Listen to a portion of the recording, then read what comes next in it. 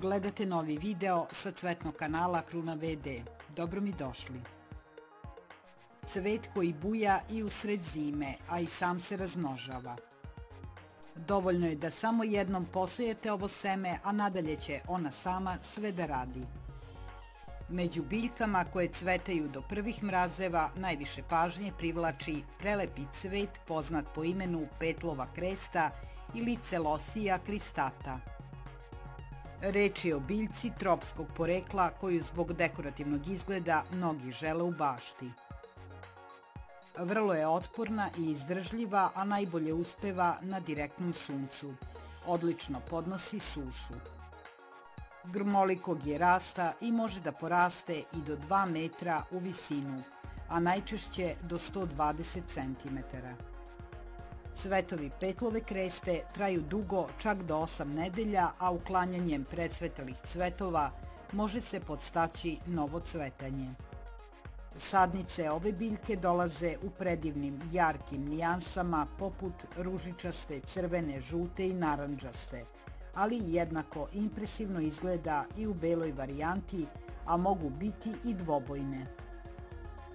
Kada su sadnice posađene u grupi, cvetovi izgledaju kao plamen, zbog čega je ovaj prelepi cvet i dobio ime Celosija, što na grčkom znači goreti.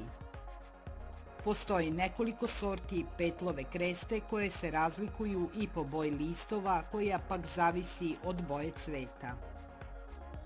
Po nijansi na koju vuče mala biljka lako se može predvideti koje će boje biti cvet. Na primer, biljka žutog cveta ima zeleno-žućkaste listove i stabljiku, a crvena ima zeleno-crvene itd. Najbolje kod ove biljke je to što kada se jednom poseje, dalje se sama uspešno razmnožava, samo je potrebno da je kada nikne na proleće rasadite s mesta na kojem je rasla prošle godine. Seje se u rano proleće u martu, najpre u saksijicama, a kasnije kada biljka dostigne visinu od nekoliko centimetara, rasađuje se na stalno mesto.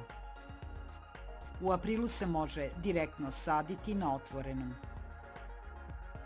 Kada cvetovi precvetaju, počinju da gube boju, a u sredini ostaju crne semenke. Sakupite ih u širu posudu. Stavite ih ispod precvetalih cvetova i lagano ih ugnječite prstima, tako da seme pada u posudu koju držite ispod. Iduće godine dočekat će vas eksplozija boja i lepo iznenađenje kada je reč o kombinaciji boja koje zavise od toga koliko ste vrsta petlove kreste imali i kako su uspele međusobno da se ukrste. Zbog ovog ukrštanja ovo je omiljeni cvet svake bašte. Svakog proleća će vas iznenaditi novim bojama. Zanimljivo je i da je petlova kresta jestiva biljka čiji se cvetovi listovi u Africi i jugoistočnoj Aziji uzgajaju za ishranu. U Aziji se takođe sadi da bi svojim rastom zaustavila najezdu određenih vrsta korova. Dovoljno razloga da i vaša bašta bude ukrašena ovim prelepim cvetom.